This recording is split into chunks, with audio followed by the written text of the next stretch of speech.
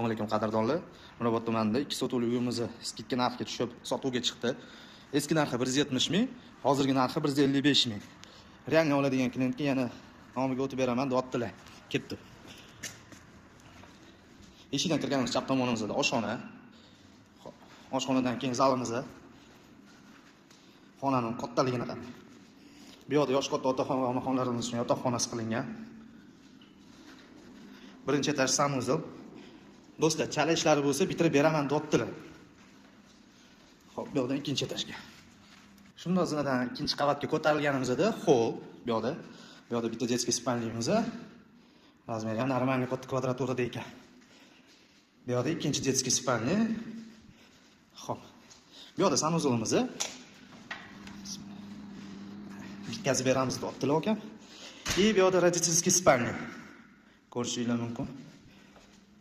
Bu yerda yana bitta alohida kichkina spalnyamiz. Kimga yoqqan bo'lsa, u qidirayotgan yaqinlarimizga jo'natib qo'yamiz.